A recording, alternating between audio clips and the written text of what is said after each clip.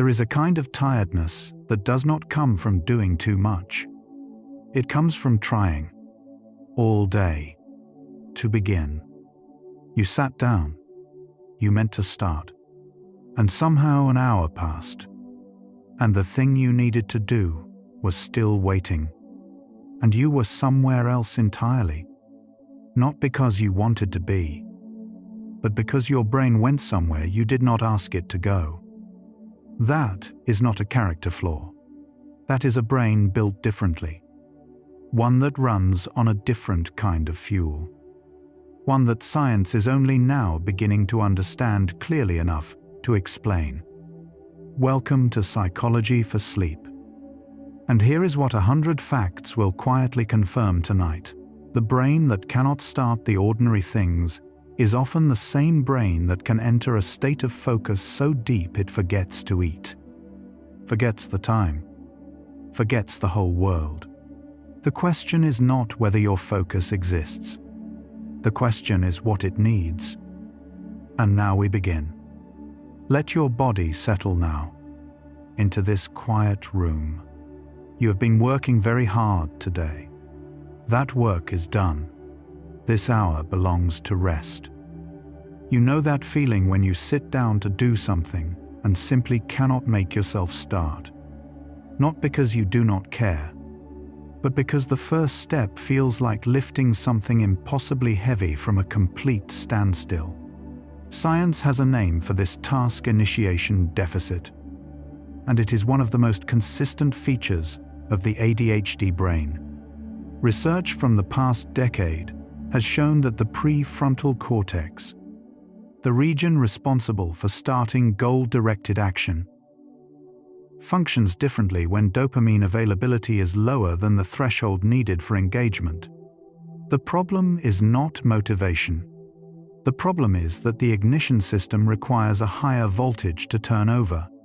What this means is that the exhaustion you feel before you even begin is real, neurological, and not a sign of weakness. There is something called the dopamine threshold, the minimum level of dopamine signaling required before the brain registers a task as worth beginning.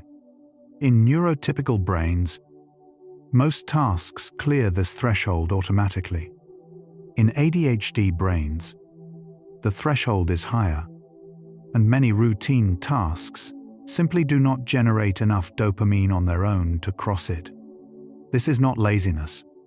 This is a nervous system waiting for a signal strong enough to carry it forward. Researchers studying ADHD and executive function have found that the issue is not dopamine production itself, but the efficiency of dopamine receptors, specifically D1 and D4 receptors in the prefrontal cortex. The brain has the fuel. The delivery system works differently.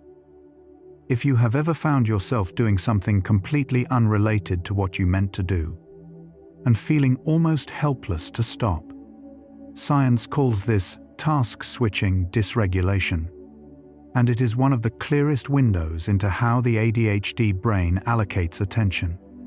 Attention in the ADHD brain does not follow conscious direction the way it does in other brains. It follows salience, which is the brain's internal rating of what is interesting, novel, or emotionally charged right now. Your brain is not ignoring what matters. It is following what it can actually feel. That difference between what matters and what the brain can feel is the gap that the friction approach is designed to close. The concept of executive function covers a wide range of mental operations: planning, initiating, sustaining effort, shifting between tasks, managing time. In ADHD, these functions are not absent, they are inconsistent, and they are highly dependent on the emotional and neurochemical environment at any given moment. Research has confirmed that ADHD executive function deficits are most pronounced under low stimulation, low urgency conditions, and nearly disappear under high interest. time-pressured, or emotionally engaging conditions. This means the ADHD brain is not broken. It is state-dependent. The key is learning to create the right state rather than waiting for it to arrive. There is a phenomenon that most people with ADHD know intimately but rarely have words for: the strange, effortless quality of focus that arrives when something genuinely captures your interest. Science calls this hyperfocus, and neuroimaging studies suggest that during these episodes, brain activity patterns in ADHD shift in ways that resemble neurotypical brains in their most engaged states. The prefrontal striatal circuits light up in a way they typically do not. This matters because it proves the capacity for deep focus exists in the ADHD brain. The architecture is there. What hyperfocus reveals is that the brain does not lack the ability. It lacks the reliable path to it. The word distraction implies something external pulling attention away. But for the ADHD brain, most distraction is internal. A thought, an impulse, a half-remembered task that suddenly feels more urgent than what is in front of you. Researchers call this internal distractibility, and brain imaging studies show it is associated with elevated default mode network activity during tasks that require sustained focus. The default mode network, which is active during mind-wandering and self-referential thinking, normally quiets down when the brain needs to focus on a task. In ADHD brains, it often stays partially active. The result is a mind that is simultaneously present and somewhere else. Working memory is the brain's ability to hold information in mind while using it, like keeping a phone number in your head while you dial it. In ADHD, working memory is often reduced, and this has a specific practical effect. The cost of interruption is higher. When an ADHD brain is interrupted mid-task, the working memory trace of what it was doing can dissolve almost immediately, making re-entry to the task feel like starting from scratch. This is why open-plan offices and notification-heavy environments are particularly draining for people with ADHD. Not because they are distracted more often, but because each distraction costs more to recover from. Time perception in ADHD is fundamentally different from the neurotypical experience. And this difference is neurological, not dispositional. Studies using neuroimaging and behavioral timing tasks have consistently found that ADHD brains underestimate the passage of time, particularly during engaging activities. The brain's internal clock, governed in part by dopamine signaling in the basal ganglia, runs slower. This is why just 5 more minutes genuinely feels like 5 minutes, and why transitions between activities feel abrupt and costly. Understanding this helps explain the guilt that often follows an afternoon of lost time. The clock inside the ADHD brain simply ticks differently. Emotional dysregulation is one of the most consistently under-recognized features of ADHD, and it has a direct effect on focus. When the ADHD brain encounters frustration, boredom, or anticipated failure, the emotional response is often faster and more intense than in neurotypical brains, because the prefrontal regions that typically modulate emotional reactions have reduced regulatory capacity. This creates a common and exhausting pattern.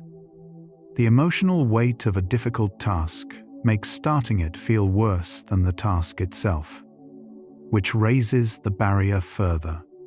The task becomes associated with the feeling of struggling, and the brain begins avoiding it before any actual difficulty is encountered. And this is only the beginning of what ADHD focus reveals about the way mental exhaustion from trying to concentrate actually works. The brain that spends energy managing emotional responses to tasks, resisting starts, recovering from interruptions, monitoring its own wandering, is doing invisible labor that never appears on a to-do list. Research on ADHD and cognitive fatigue has found that adults with ADHD report significantly higher tiredness by mid-afternoon than neurotypical controls, even when the volume of completed work is comparable. This is not effort avoidance.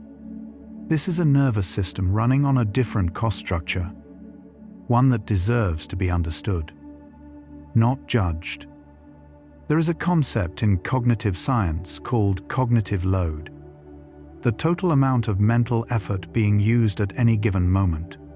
For the ADHD brain, the background tasks of managing attention, noticing wandering, pulling back, monitoring time, tracking multiple things at once, consume a significant portion of available cognitive capacity before the primary task even begins.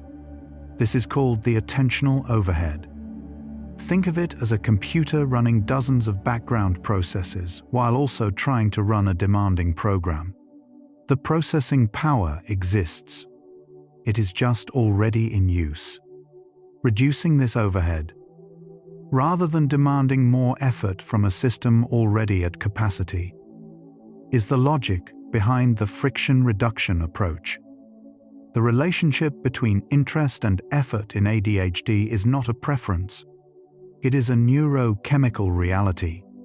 When a task is genuinely interesting, dopamine and norepinephrine release in the prefrontal cortex rises naturally, and the brain's regulatory systems come online more reliably.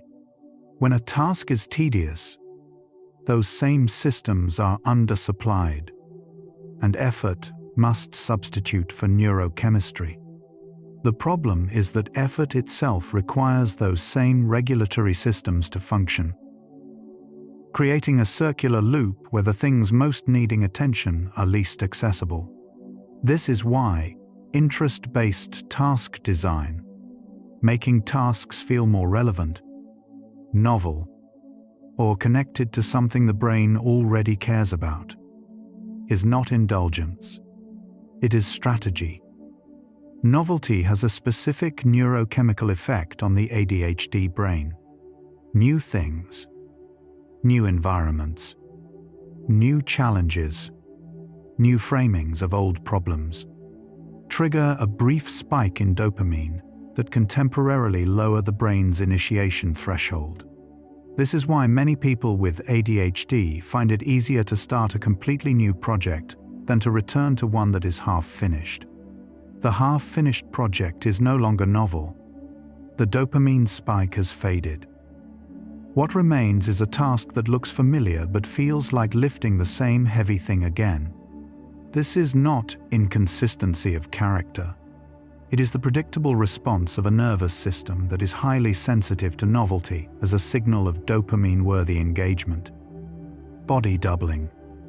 The practice of working in the presence of another person, even silently, has been used informally by people with ADHD for decades.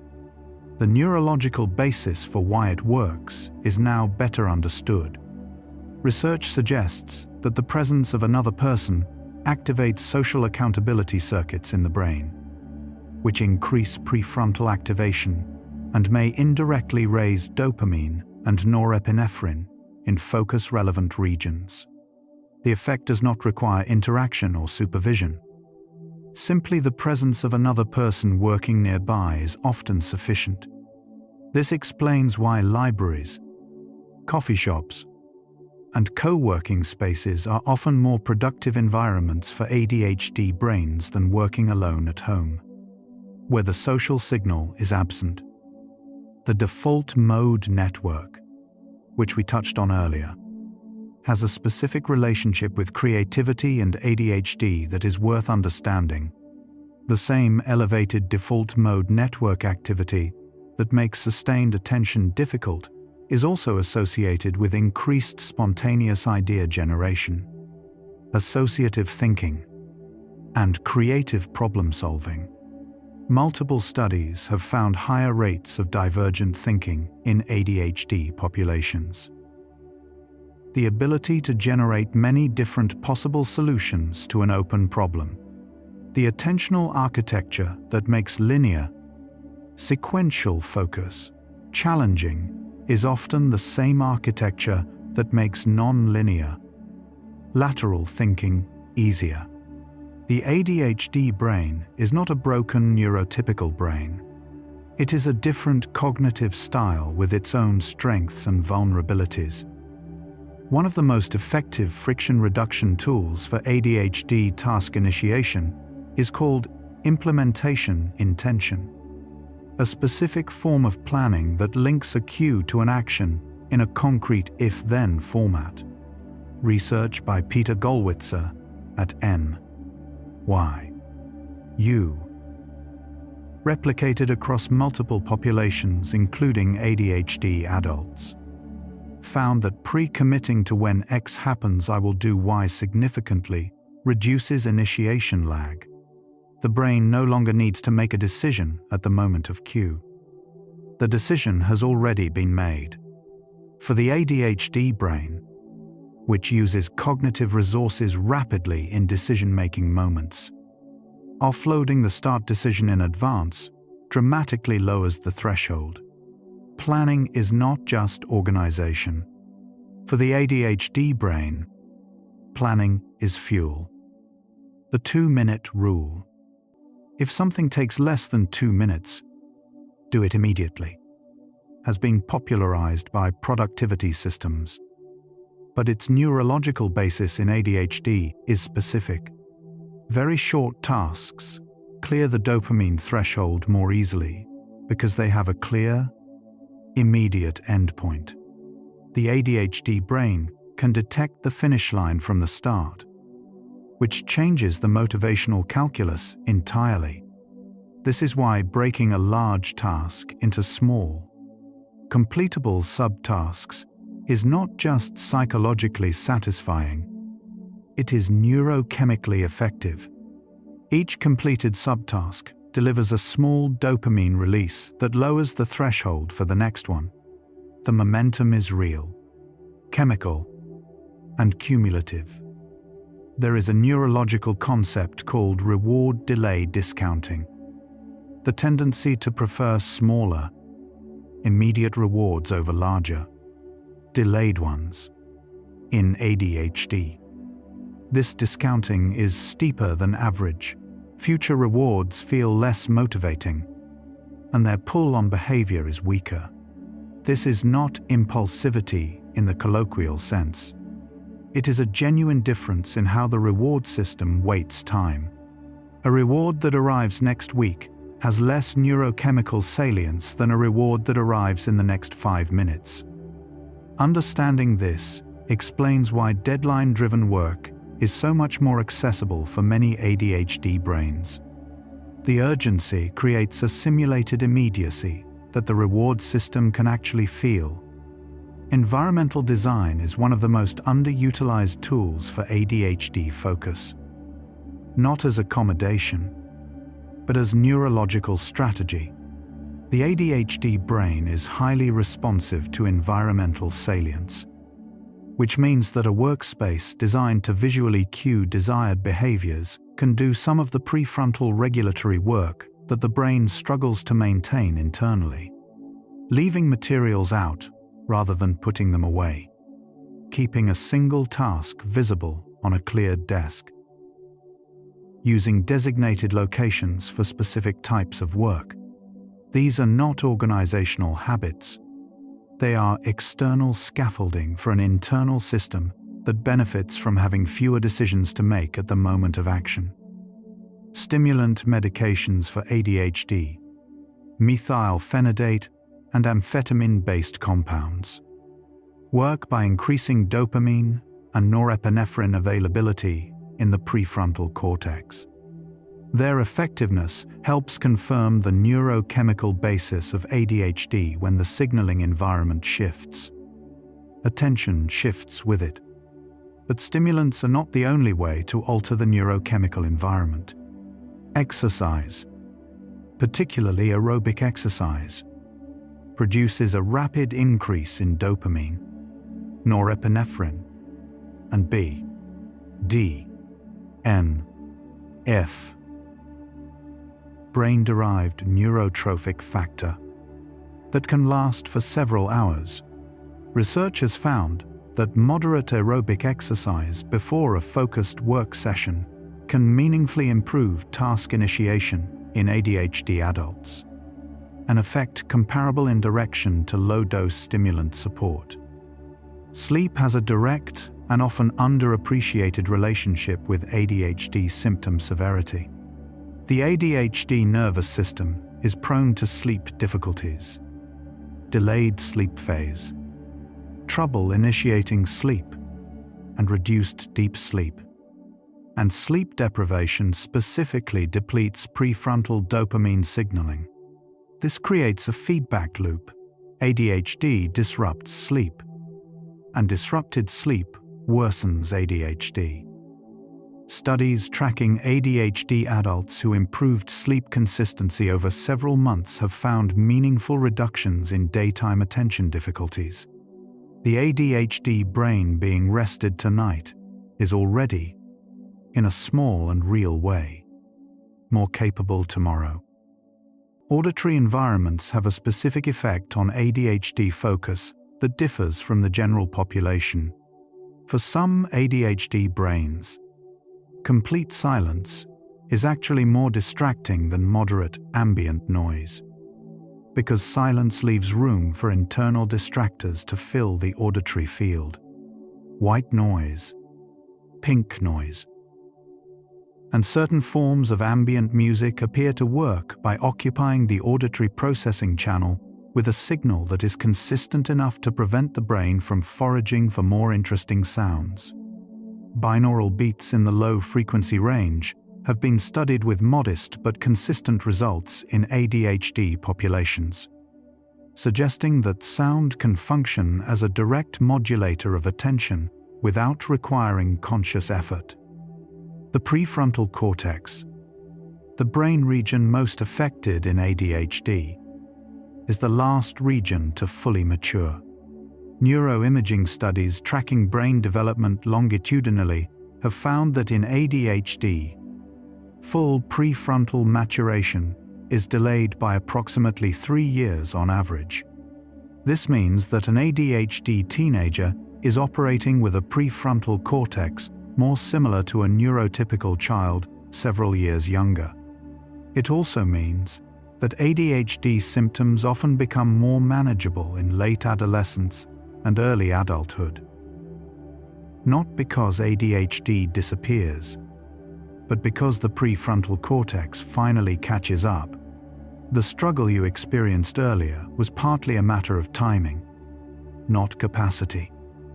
Interoception, the brain's ability to sense the internal state of the body, is often reduced in ADHD. This has practical consequences. Many people with ADHD have difficulty detecting hunger, thirst, physical fatigue, or the need to move until those needs become urgent. This contributes to the pattern of working through lunch, forgetting to drink water, and suddenly feeling terrible mid-afternoon.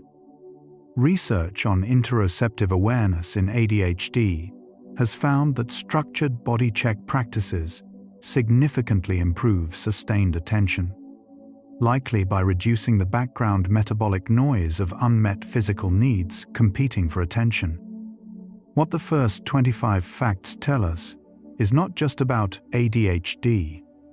They tell us something about what it means to carry a brain that works through intensity, through interest, through connection rather than through willpower. The tiredness you feel at the end of a day of trying to focus is real and proportional. It is the cost of a nervous system doing more with less. more regulation, more initiation work, more recovery from interruption. With the same number of hours and the same amount of internal fuel as everyone else, the next arc follows a different question, not why the friction exists, but what happens when we stop fighting it and start removing it instead. The things you didn't finish today, let them rest where they are. They are not evidence of what you lack. They are simply tasks that didn't find the right moment. And the right moment doesn't have to be today. Somewhere in the next hour, you will learn something about your own brain that changes the shape of that unfinished feeling. For now, just notice your breath, moving without effort, without instruction, without you having to do anything at all. That ease. Your body already knows it. The mind is learning. The friction framework for ADHD focus rests on a simple principle. The ADHD brain is not refusing to engage. It is encountering resistance that neurotypical brains don't notice because they don't have the same threshold to clear. Reducing friction means identifying every small obstacle that stands between the brain and the first action, and removing as many of them as possible before the moment of initiation arrives. Research on ADHD and environmental design has found that when procedural and environmental friction is systematically reduced, task completion rates improve substantially, without any change in motivation, willpower, or effort. The brain didn't work harder. The path got shorter. One of the most consistent friction reducers identified in ADHD research is task visibility. When a task is out of sight, in a folder, on a list, in a planner, it does not exert salience on the ADHD brain in the same way a visible task does. This is why out of sight, out of mind is a literal neurological description for many ADHD brains, not a metaphor. Strategies that keep current tasks visible. Open notebooks, physical to-do boards, sticky notes in high-traffic areas. Function as external attention anchors. They do not require the brain to remember to remember. The task is simply present in the environment, waiting to catch attention when attention passes by.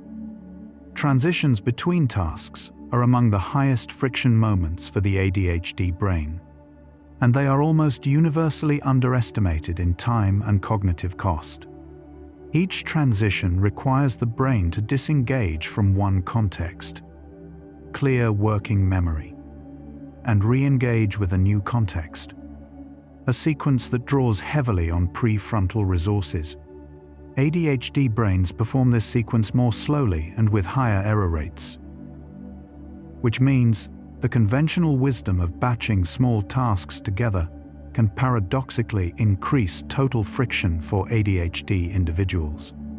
Research suggests that for ADHD adults, fewer, longer task blocks with intentional transition rituals outperform the short burst, high-variety scheduling that works better for neurotypical time management. Music has a well-documented relationship with ADHD focus, and the mechanism is more specific than simply that it helps. Instrumental music, particularly music without lyrics, appears to occupy just enough of the brain's language and auditory processing to prevent the default mode network from engaging in self-referential thought. Lyrics, by contrast, compete directly with verbal working memory, which is already under stress in ADHD. The optimal tempo for many ADHD brains appears to be around 60 to 80 beats per minute. Slow enough to be calming, rhythmic enough to provide a subtle external pacing cue. Some ADHD adults describe this as giving the wandering part of the mind something just interesting enough to keep it occupied, while the working part focuses. The role of physical movement in ADHD focus is supported by extensive research, and it goes beyond the commonly known aerobic exercise benefit. Fidgeting, rocking, tapping, using a stress ball or standing desk appears to serve a specific regulatory function for the ADHD nervous system. A landmark study by Dustin Sava at the University of Mississippi found that when ADHD children were prevented from moving while performing cognitive tasks, their performance declined significantly. When allowed to move freely, performance improved. The interpretation was that the movement was not a distraction from the task. It was a self-regulation strategy for maintaining arousal at the level needed to sustain attention. The body was helping the brain. The ADHD brain has a higher sensitivity to reward variability, meaning that unpredictable rewards engage the dopamine system more strongly than predictable ones. This is one reason why social media, video games, and novelty-rich environments are so compelling for ADHD brains. The reward schedule is variable and immediate, which produces a dopamine pattern the brain finds difficult to leave. Understanding this is not a reason for self-criticism. It is a design specification. The same sensitivity that makes variable digital rewards so magnetic can be leveraged intentionally by building small, unpredictable reward elements into work routines to engage the same neurochemical pathway in the direction of chosen goals. The social dimension of ADHD focus is often underappreciated in discussions that focus primarily on individual cognitive differences. Research consistently finds that ADHD adults perform better on attention-demanding tasks when they feel that their work is visible to or meaningful to another person. This may reflect the way social approval functions as an immediate reward signal, one that clears the dopamine threshold more reliably than abstract future goals. Accountability partnerships, peer co-working, and progress sharing are not just motivational tools. For the ADHD brain, they are ways of converting a distant reward, completing a project, into a more immediate one, being seen doing the work. Context switching, moving between very different types of cognitive tasks, such as from creative work to administrative tasks, is particularly costly for the ADHD brain, and the cost is not evenly distributed across the day. Research on circadian variation in ADHD executive function has found that many ADHD adults have a clear daily window of approximately 2 to 3 hours, during which prefrontal resources are most available, often in the late morning or early afternoon.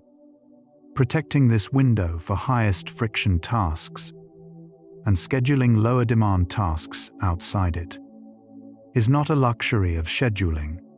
It is working with the brain's actual resource curve rather than against it. The language used to describe ADHD tasks has a measurable effect on initiation rates. Tasks framed in terms of beginning rather than completion. Start writing rather than finish the report. Reduce the psychological weight of the start. The brain finds the endpoint of a task more salient than the starting point, which makes a large task with a distant endpoint feel heavier to begin. Reframing tasks as beginnings rather than completions is a simple language shift that reduces the brain's preview of the full cost and lowers the initiation threshold without changing the task itself. Temperature has a modest but real effect on ADHD attention, mediated through its influence on arousal levels in the central nervous system. Mild, cool temperatures have been associated with slightly higher alertness and sustained attention compared to warmer environments across multiple neuropsychological studies. The mechanism appears to involve norepinephrine, which is sensitive to thermal input and plays a key role in the attentional circuits most affected by ADHD. This is a small lever, not a solution, but for a brain that benefits from all available support for maintaining the arousal window needed for focus. Environmental temperature is one of the many small adjustments that add up. The relationship between ADHD and perfectionism is paradoxical but well documented.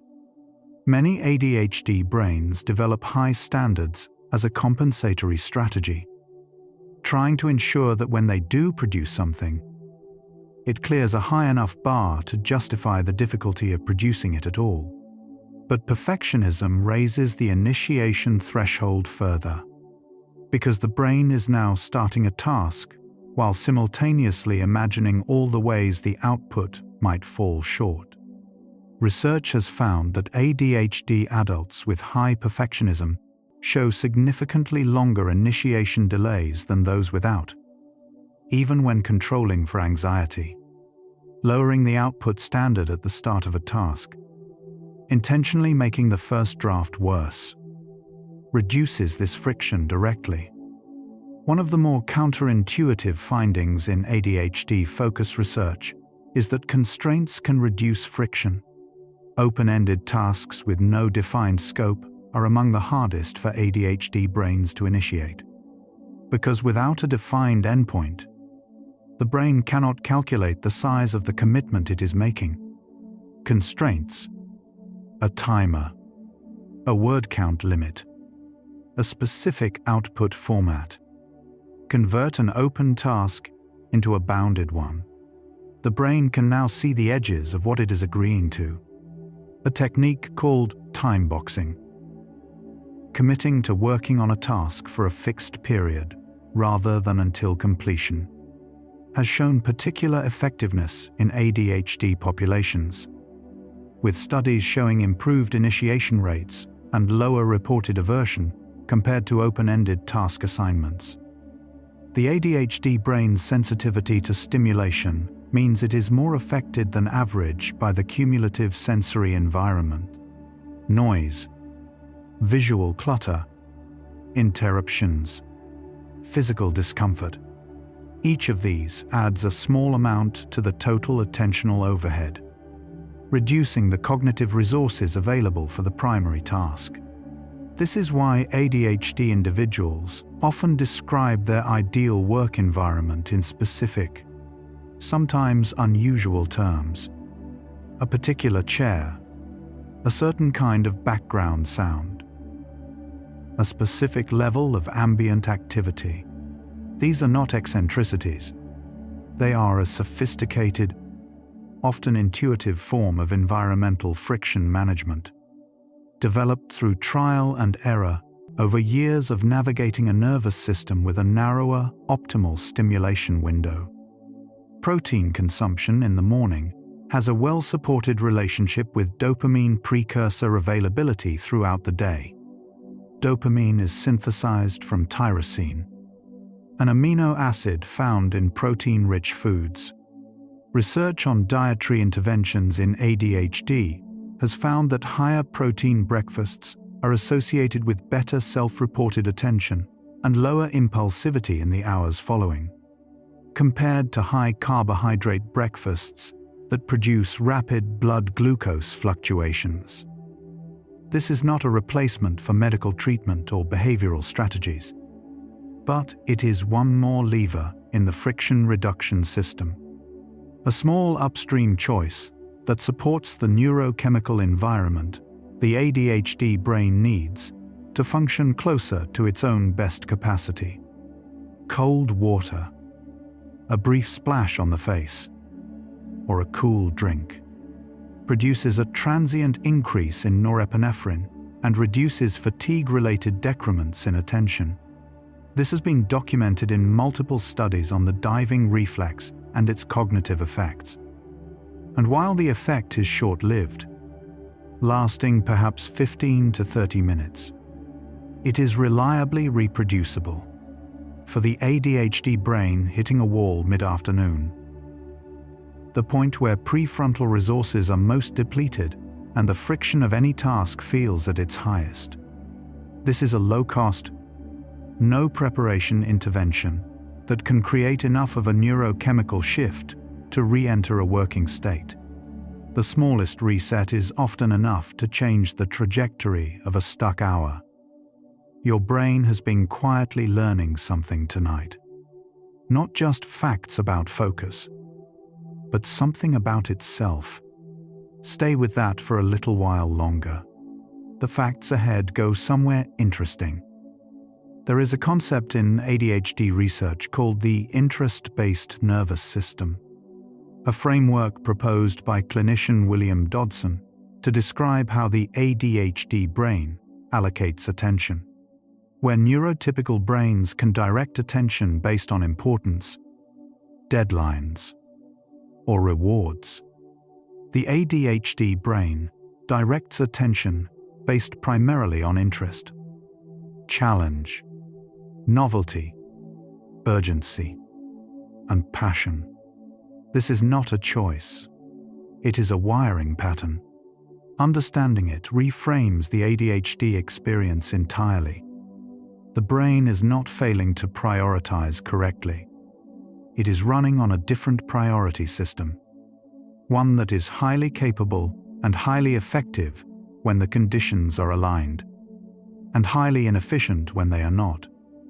The phenomenon of ADHD paralysis, the experience of being completely unable to start any task despite wanting to, has a neurological basis that distinguishes it from procrastination in the conventional sense. Conventional procrastination is delay in favor of something more pleasant. ADHD paralysis often involves no replacement activity at all. The person is simply frozen, unable to act, sometimes while sitting in front of the very thing they need to do. Research suggests this state is associated with an acute depletion of prefrontal dopamine, combined with elevated anxiety about the task. A neurochemical double bind where initiation circuits are undersupplied and threat response circuits are simultaneously overactivated. This is not failure. This is a temporary neurochemical state. One of the most effective interventions for ADHD paralysis is what researchers call the foot-in-the-door technique, beginning with an action so small it cannot be refused. Opening a document, writing one sentence, reading one paragraph. The goal is not progress. The goal is initiation, triggering the first small dopamine signal that can carry the brain across the threshold into the task. Behavioral research on task initiation confirms that the first action is the highest cost step, and every subsequent action in the same task requires significantly less initiation energy. Once begun, the brain builds momentum. The physics of ADHD focus, like physical momentum, favor the object already in motion. Music with personal emotional significance, songs that carry memory, meaning, or strong positive associations, can provide a more powerful dopamine preload for ADHD task initiation than generic focus playlists. This is because emotional memory activates the mesolimbic dopamine pathway more reliably than auditory novelty alone. A brief pre-work ritual involving 2 to 3 minutes of personally meaningful music appears to prime the dopamine system in a way that lowers the initiation threshold for the task that follows. This is not superstition or habit. It is a deliberate neurochemical warm-up for a system that responds to meaning and emotional relevance as inputs to its readiness state. The practice of narrating tasks aloud, talking through what you are doing while doing it, has shown measurable benefits for ADHD executive function in multiple studies. Verbal self-instruction activates the language-based working memory system, which can scaffold the attentional system in ways that internal thought cannot. This is one reason why some people with ADHD find they can maintain focus more easily when explaining a task to another person, even hypothetically. The act of putting the task into words creates an external cognitive structure that compensates partially for the internal regulatory system under strain. It is not talking to yourself. It is lending your language system to your attention system. There is a pattern in ADHD where the brain finds something interesting but is not translating that interest into action. Engaged but not progressing.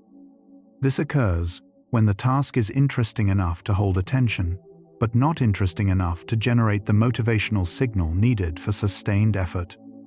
The solution here is not more interest, but a change in the relationship with the task. Introducing a challenge element, adding time pressure, or restructuring the task around a question rather than a deliverable. Reframing the task as a problem to solve rather than a thing to complete is one of the most reliable exits from this state. Transition warnings, giving the brain advance notice that a shift in activity is coming. Significantly reduce the friction of task transitions in ADHD. The neurological basis is connected to working memory and the preparation of cognitive resources when the transition is sudden. The brain must do all the context-switching work at once. When warned in advance, the brain can begin to preemptively close down the current task context and prepare the incoming one. This is why alarms set 5 minutes before a required transition outperform alarms set at the transition moment. The brain is not slow. It is not inefficient. It simply needs a runway to build speed. Physical spaces carry cognitive associations, and this phenomenon, called context-dependent memory and attention, is amplified in ADHD. The same brain that cannot initiate work at a kitchen table surrounded by unrelated objects will often find initiation significantly easier in a space strongly associated with focused work. This is one of the neurological reasons why dedicated workspaces, even small ones, a particular corner, a specific chair, a folding table set up only when working, improve ADHD focus. The environment itself becomes a cue that primes the attentional system before any conscious effort is made. Space becomes a trigger, and the brain responds to where it is before it decides what to do. Chronic stress and high cortisol levels specifically impair the prefrontal cortex, the brain region most affected in ADHD. Cortisol downregulates dopamine receptor sensitivity and reduces working memory capacity, which means that the ADHD brain under chronic stress is operating with even less of the executive function it already has less of. Research from Rockefeller University has shown that repeated stress exposure produces dendritic retraction in prefrontal neurons. The physical shrinking of the connections between brain cells responsible for top-down attention regulation, rest, safety, and the reduction of chronic stress are not peripheral to ADHD management. They are fundamental to preserving the neurological capacity that treatment and strategy work to optimize. Halfway through this journey, the shape of the answer is coming into focus. The gap between what the ADHD brain can do and what it does is not a gap of willpower or character. It is a gap of conditions. The right conditions, low friction, appropriate stimulation, a task visible and bounded and personally meaningful, a body rested and resourced, a nervous system not carrying the weight of chronic stress. These conditions do not eliminate ADHD. They create the environment in which the ADHD brain can access its own considerable capacity. The second half of what follows is not more explanation, it is evidence, gathered from the research and the experience of a great many minds, that the brain you have, given what it needs, is capable of something you may not yet have fully given yourself permission to believe. You may notice your body has become heavier since we began. That heaviness is not fatigue. It is the weight of things you have been carrying that are beginning, slowly, to set themselves down. The tiredness of a day spent trying, really trying, deserves something more than sleep. It deserves to be recognized for what it is. You worked hard today. That work had a cost. This is the cost leaving your body now. As your breath slows, as the room around you quiets, what follows will ask less of you. Just listen. The rest is already happening. The ADHD brain's relationship with boredom is fundamentally different from the neurotypical experience. Boredom in a neurotypical brain is unpleasant but tolerable. In the ADHD brain, boredom is accompanied by a rapid decrease in dopamine that can feel physically uncomfortable, restless, agitated, almost painful. Research has found that ADHD adults experience boredom as significantly more aversive than neurotypical controls. This is not low tolerance or immaturity. This is a nervous system that genuinely suffers at low stimulation levels in a way that most people without ADHD do not experience and therefore do not easily understand. There is a phenomenon called ADHD tax, the cumulative hidden cost that ADHD imposes on daily life through forgotten tasks, missed appointments, impulsive decisions, and hours spent recovering from executive function failures. Research has attempted to quantify this cost economically, but the hardest aspect to quantify, and most relevant to the fatigue you may be feeling tonight, is the emotional cost managing shame, repairing relationships, and navigating a world built around neurotypical consistency. Recognizing this cost is not self-pity. It is accurate accounting of what the ADHD nervous system carries. The ADHD brain's capacity for hyperfocus, that state of complete, effortless absorption, is not random. Research has identified consistent triggers activities with clear rules and rapid feedback. Tasks with high personal relevance or emotional stakes. Situations with continuing novelty. And contexts where the brain feels genuine autonomy. These conditions are not mysterious. They are the neurochemical recipe for clearing the dopamine threshold fully. Understanding what produces hyperfocus allows for intentional design of work conditions that approximate it, bringing more of the ADHD brain's genuine capacity to tasks that matter. The prefrontal cortex's role in ADHD is often described in terms of deficit, what it fails to do. But there is another way to understand it, as a system that is highly selective about when it engages, requiring stronger signals than average before coming fully online. In this framing, ADHD is not a deficit but a higher threshold of engagement. One that, when cleared, can produce executive function comparable to or exceeding neurotypical performance. The brain is capable. The conditions were not present before.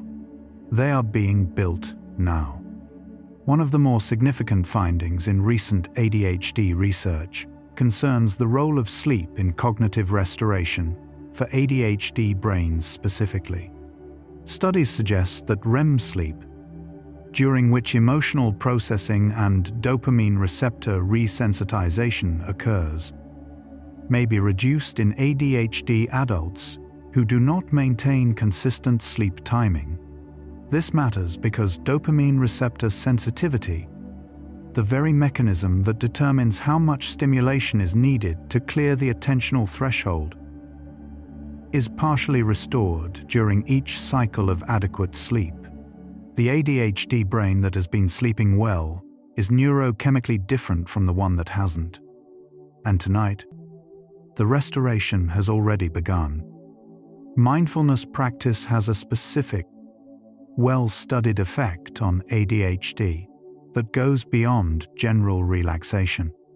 Regular mindfulness appears to increase activity in the anterior cingulate cortex, a region supporting error detection, conflict monitoring, and sustained attention. A meta-analysis in Clinical Psychology Review found significant improvements in attention, hyperactivity, and emotional regulation across studies, with effects persisting at follow-up. The practice works not by calming the ADHD brain into quietude, but by training the attentional switching system, helping the brain notice when it has wandered and return more efficiently. The ADHD nervous system is exquisitely sensitive to meaning. Tasks that connect clearly to something personally valued engage the brain in a qualitatively different way from tasks that feel arbitrary.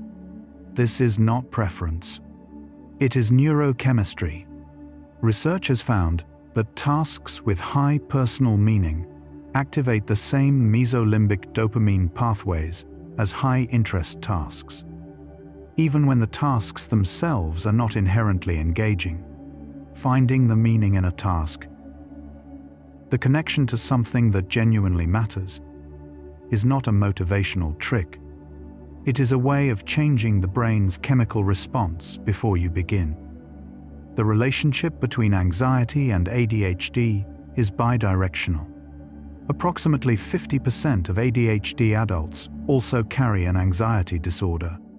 Anxiety tends to narrow attention, pulling focus toward threat and uncertainty.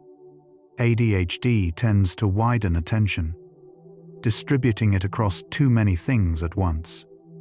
When both are present, the result is often hypervigilant distraction, unable to ignore perceived threats, unable to concentrate deeply on anything else. Addressing anxiety through therapy, lifestyle, or medication is not separate from addressing ADHD. For many people, it is prerequisite to it. Research on ADHD and exercise has moved beyond aerobic benefits to coordination-demanding activities. Martial arts, dance, rock climbing, and yoga appear to produce stronger, longer-lasting benefits for ADHD attention than non-cognitive aerobic exercise, like running on a treadmill. The hypothesis is that coordination-demanding movement strengthens cerebellar prefrontal connections, supporting attention regulation. The cerebellum, once associated only with motor coordination, is increasingly recognized as a significant player in cognitive timing and attention, and it responds to complex physical engagement that ADHD brains often find naturally appealing. The ADHD brain's relationship with identity is shaped by a lifetime of experiencing the gap between effort and outcome, putting in more effort than most people realize, and producing results that don't always reflect it, creates a particular kind of self-doubt. Not about whether you care, but whether caring is enough. Research has documented a consistent pattern in ADHD adults of performance anxiety, rooted not in fear of failure, but in the unpredictability of the ADHD system itself. The fear is not, what if I fail? It is, what if I try everything and it still doesn't work? That fear deserves to be heard. The answer begins here. Outcomes in ADHD are far more sensitive to conditions than to effort. When the conditions are right, friction reduced, stimulation calibrated, nervous system regulated, meaningful connection established. The ADHD brain's output rises not incrementally, but dramatically. Studies comparing performance in high-condition versus low-condition environments show substantial differences on the same tasks. This is not a motivational difference. It is a neurochemical one. A brain unable to access its own capacity in one environment now fully accessing it in another.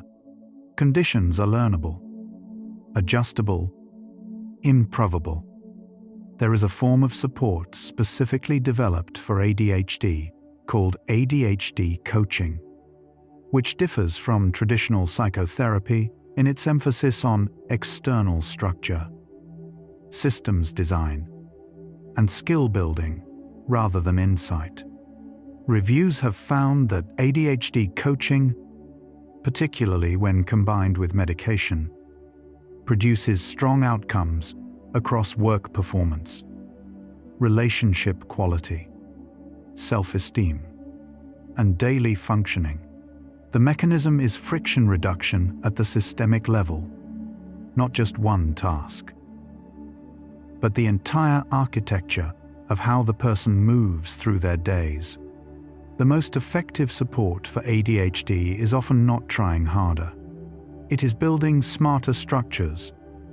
The experience of emotional flooding, when an emotion arrives faster and more intensely than the prefrontal cortex can manage, is one of the most distressing features of ADHD for many adults, and one of the least discussed.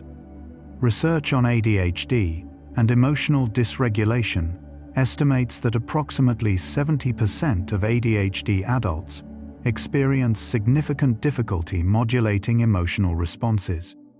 This feature accounts for much of the interpersonal difficulty associated with the condition. Naming it accurately as a neurological feature rather than a character flaw is one of the first steps toward managing it with compassion rather than shame.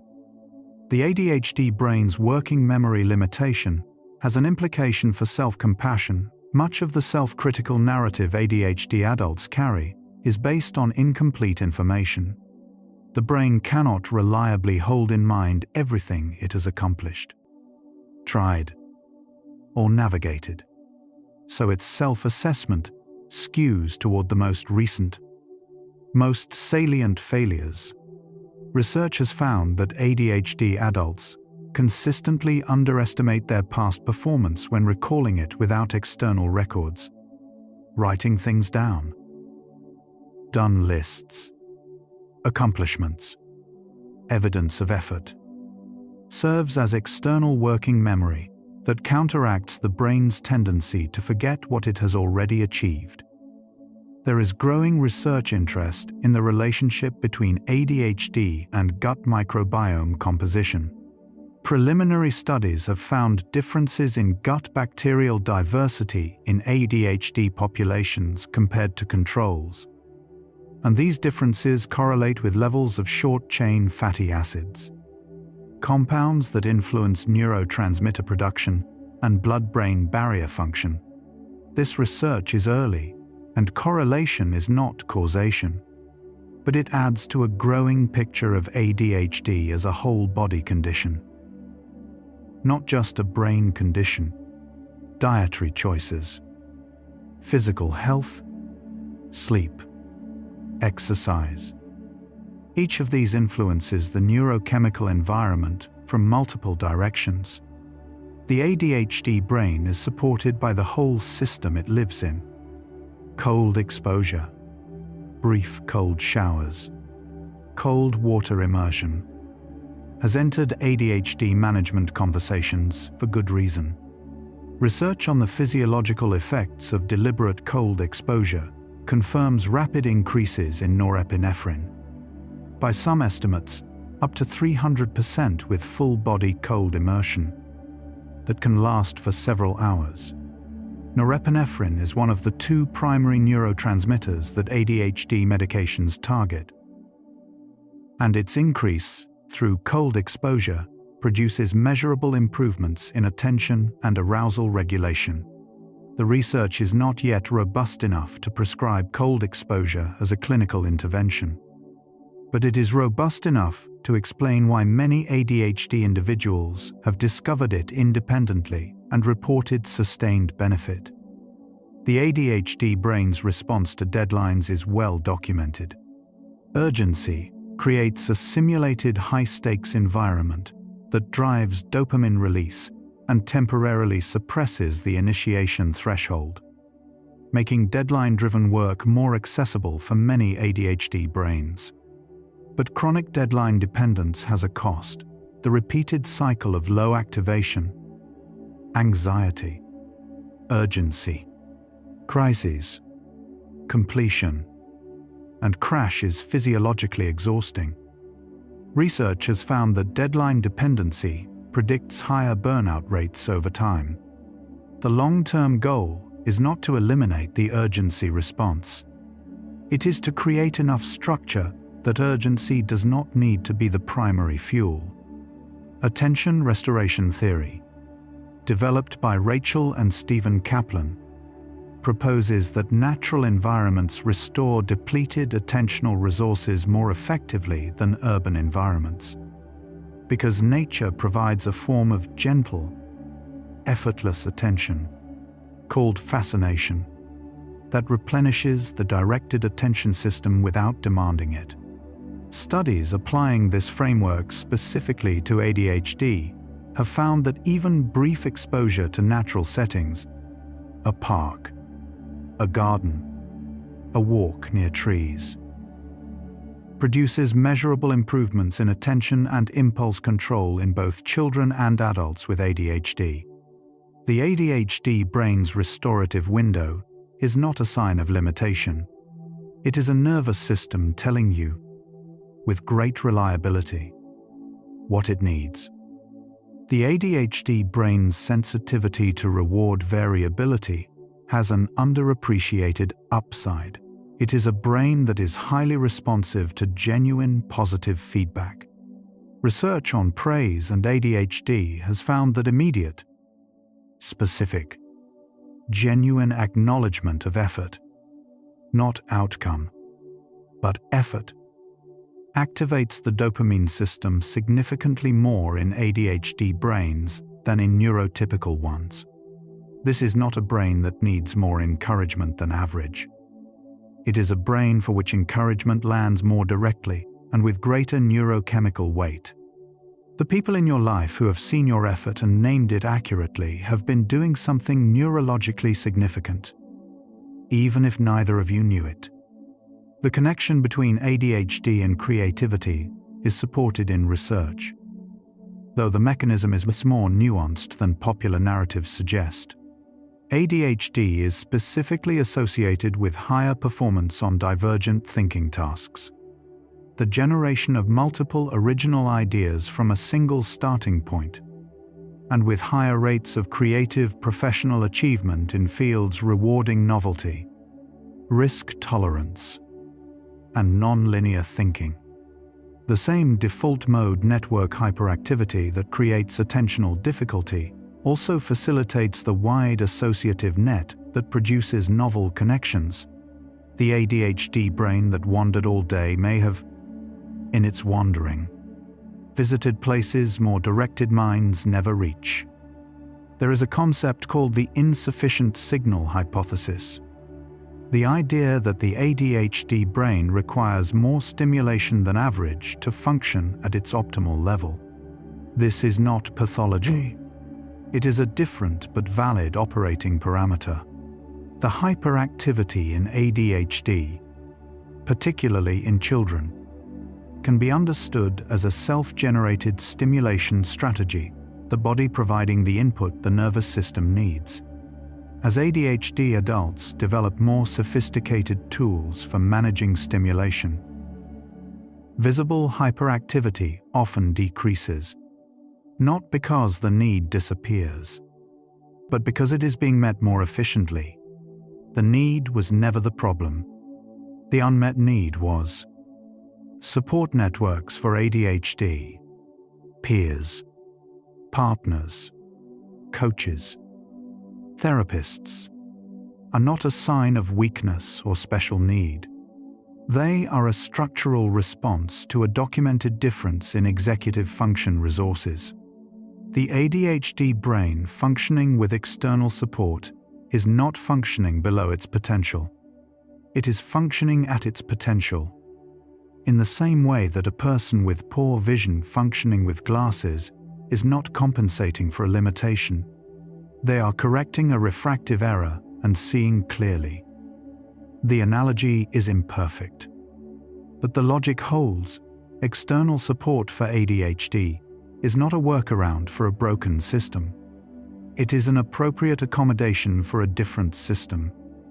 The ADHD brain's relationship with time management tools is complicated by the very features they are meant to address.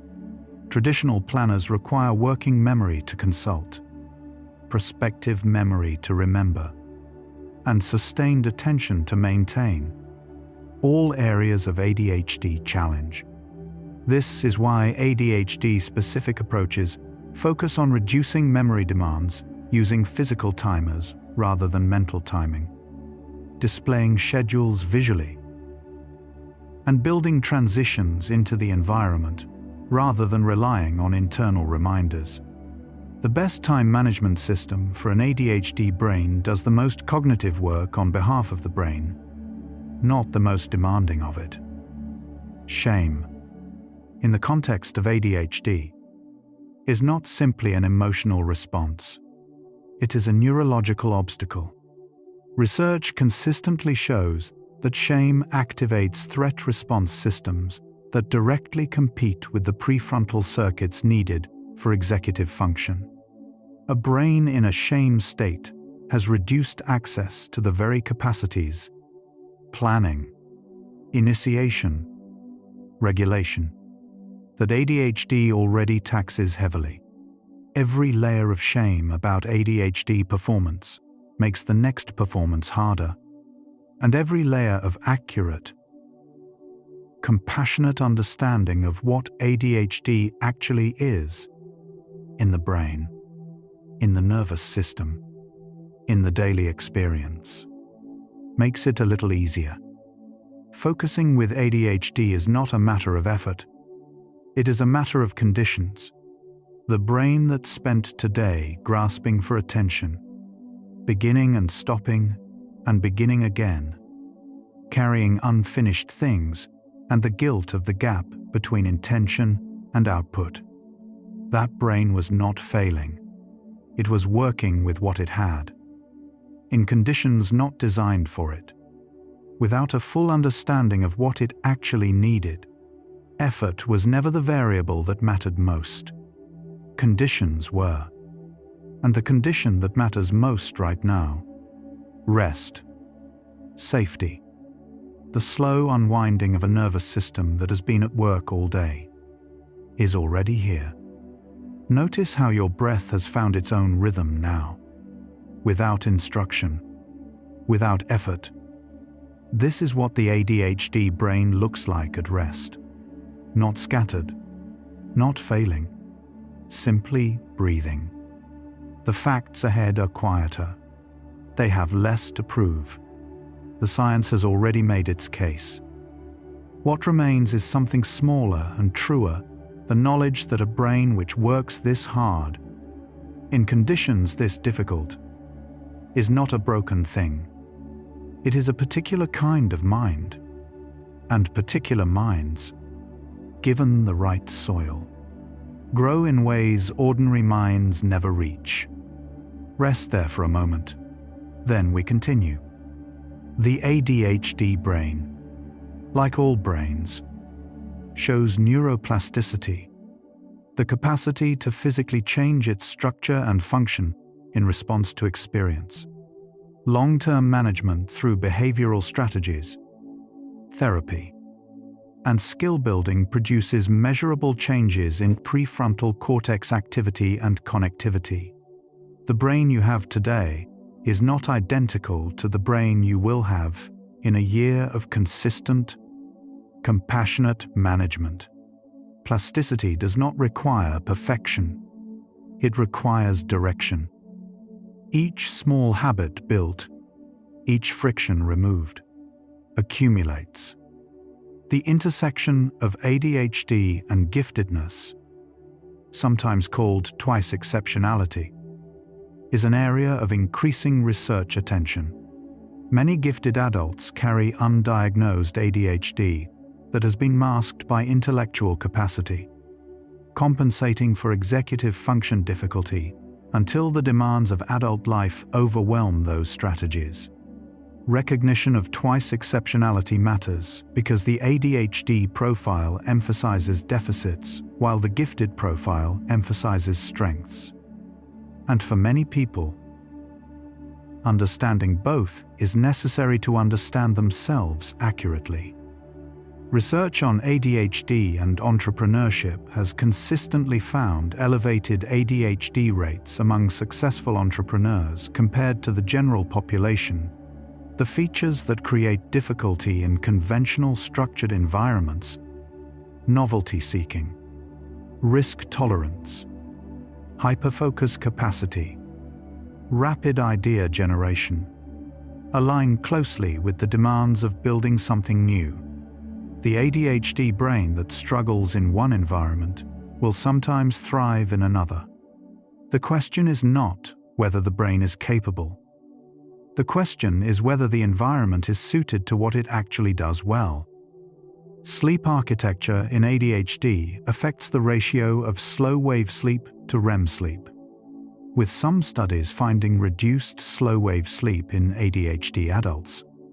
Slow-wave sleep is the phase during which the glymphatic system, the brain's waste clearance network, best characterized in animal studies with growing human evidence, appears most active, removing metabolic byproducts.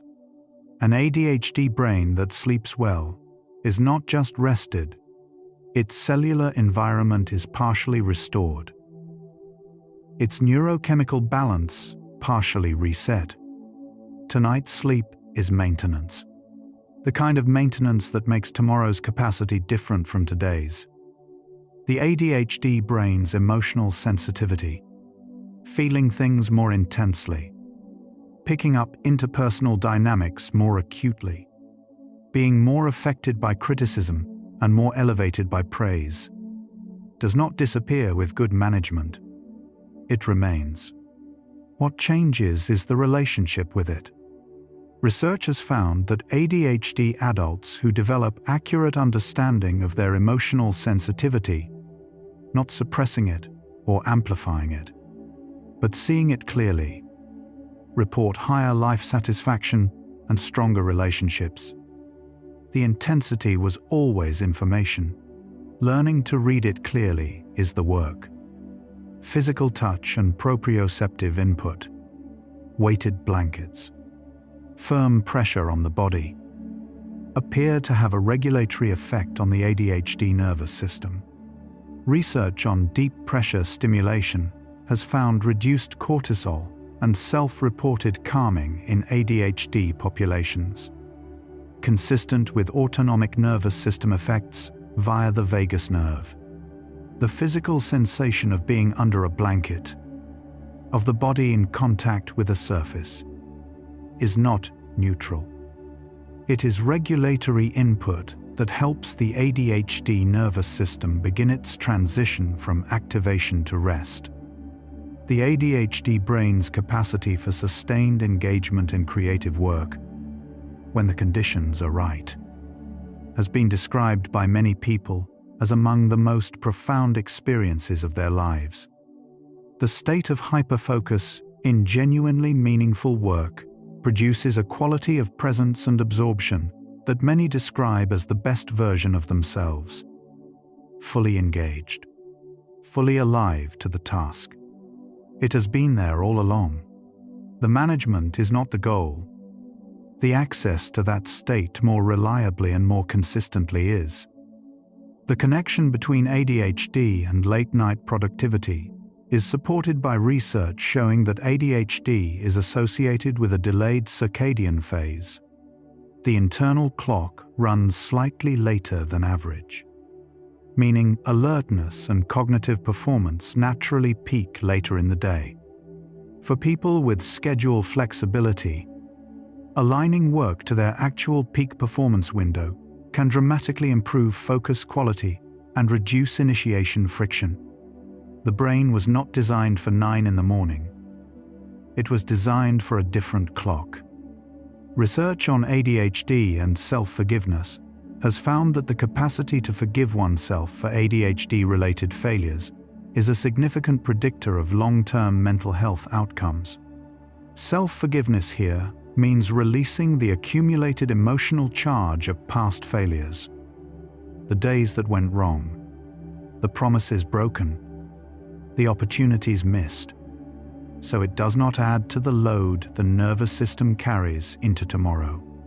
The ADHD brain carrying the weight of everything it has failed to do is a heavier brain. And heavy brains clear thresholds less easily. There is a concept sometimes called the green zone, the neurochemical and emotional state in which the ADHD brain is most functional, rested, regulated, appropriately stimulated, not under threat. The green zone is real. ADHD brains enter it, and the experience is qualitatively different from the struggle outside it. The goal of friction reduction, environmental design, sleep, and exercise is not to eliminate ADHD. It is to spend more time in that state, where the brain you have works the way you always knew it could. The quality of relationships in an ADHD person's life has an outsized effect on daily functioning. Relationships with high criticism and unpredictability create chronic, low-grade stress that depletes the prefrontal resources needed for executive function. Relationships with acceptance, consistency, and genuine understanding create a neurological safety, allowing the ADHD brain to function closer to its best. This is not dependency. This is ecology. The recognition that conditions outside the brain are as significant as conditions within it. Acceptance-based approaches to ADHD, frameworks from acceptance and commitment therapy, have shown consistent promise by shifting the relationship with ADHD symptoms rather than fighting them. The goal is not to eliminate distractibility or emotional intensity, but to stop the secondary suffering created by fighting against them. When energy spent resisting ADHD is redirected toward values-based action, doing what matters, even imperfectly, even with ADHD fully present. The lived experience changes significantly, not because the ADHD went away, because the war with it did. The ADHD experience of time includes moments of complete temporal dissolution, when a creative project erases clock time entirely and leaves only presence. This is not a symptom. It is the other face of the same neurological coin. A brain so capable of full absorption that clock time becomes irrelevant. The same mechanism that makes time management difficult makes certain experiences of time uniquely complete, and the one you are in right now. Slow, unhurried, drifting, is available to every brain, any night. The research on ADHD strengths persistence under genuine interest, resilience built through years, navigating a system not designed for them, creativity born from a mind that makes unexpected connections, is still developing. The deficit model dominated ADHD research for decades. The strengths-based perspective is newer, but it is growing.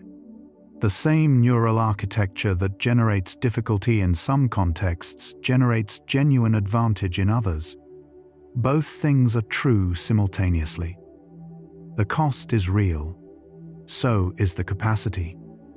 the ADHD brain at rest, the way yours is moving toward rest right now, is a brain in recovery, not from failure, but from effort, from a day of managing attention, regulating emotion, initiating action, and maintaining enough coherence to move through the world.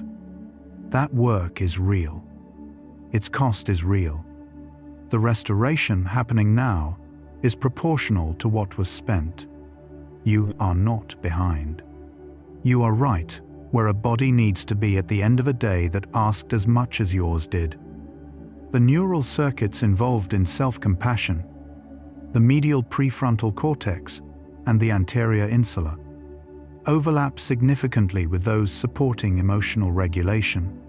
Research has found that self-compassion training reduces emotional reactivity and improves executive function in populations with high self-criticism.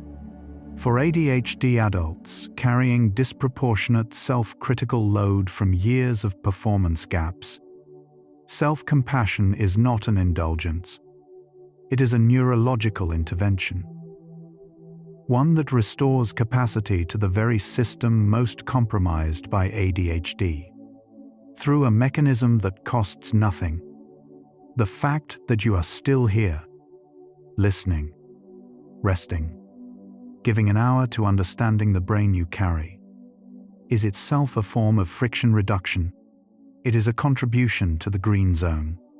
The ADHD brain that understands its own mechanisms with accuracy and without shame enters tomorrow with a different relationship to its difficulties.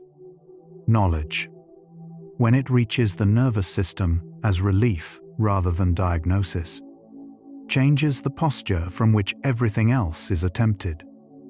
One finding from the ADHD resilience literature deserves quiet acknowledgement.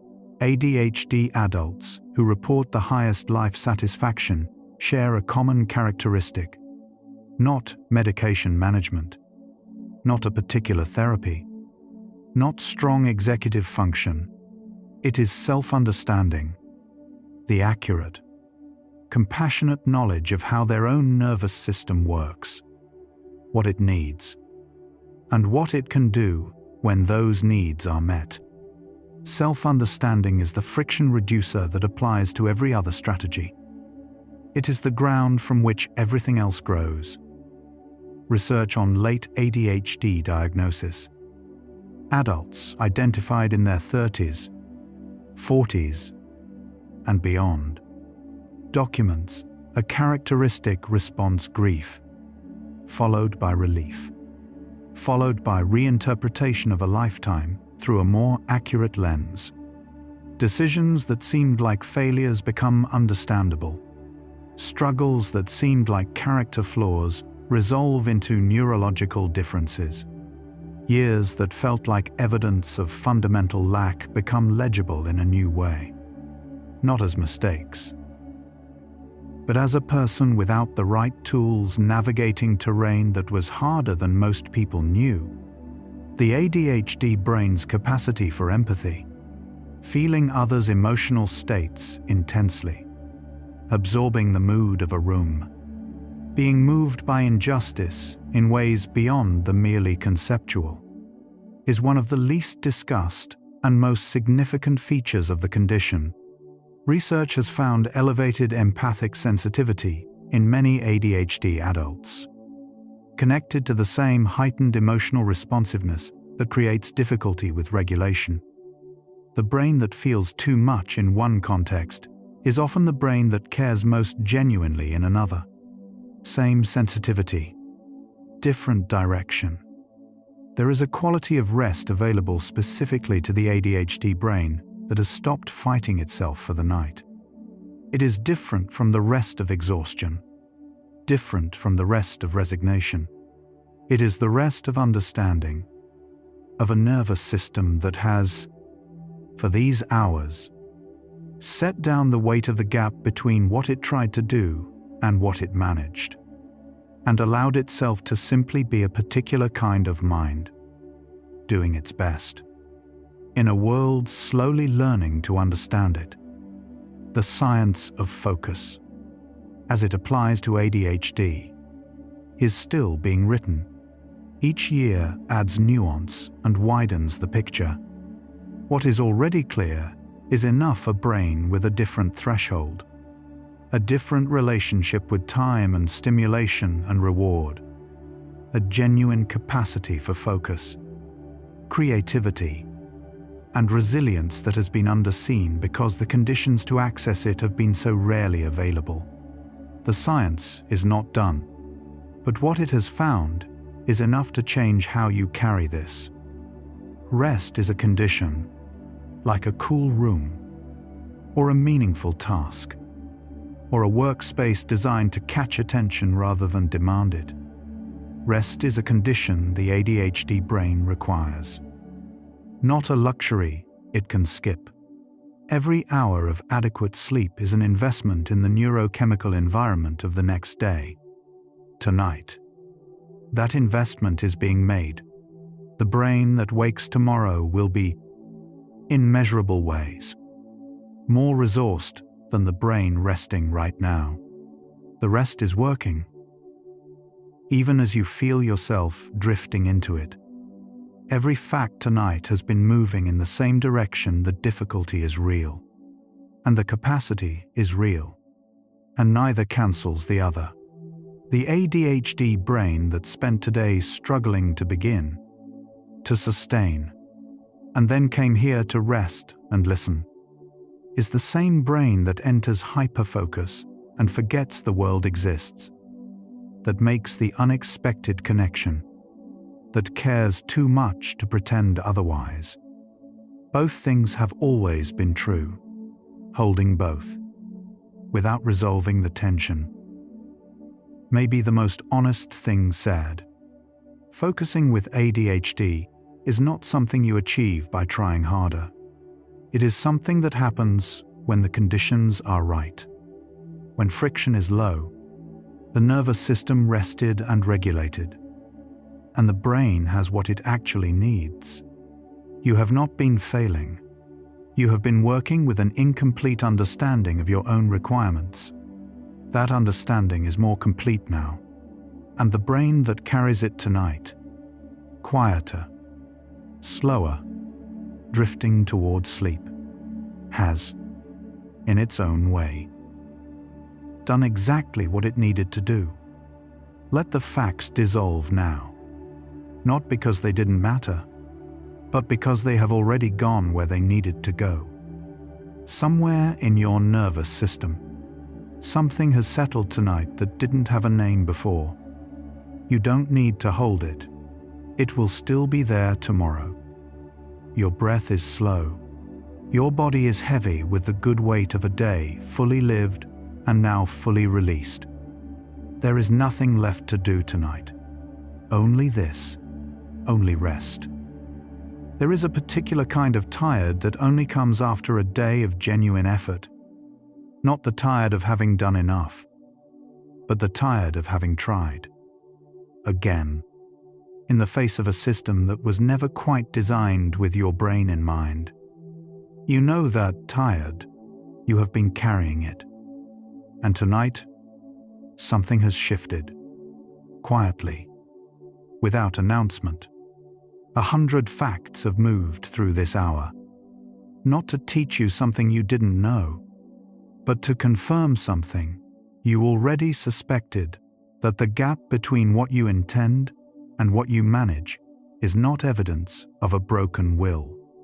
It is evidence of a nervous system with specific requirements that have, for too long, gone unmet or unnamed.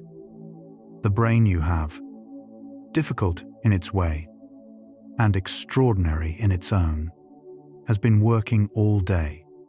Let it rest now, not as a concession, as a strategy, as the first condition of tomorrow's possibility. ADHD Sleepy Facts has been tracing the landscape of the attentive mind across many hours. The next hour follows the question of what focus costs and what it restores. When the conditions finally align, that hour is waiting whenever you are ready.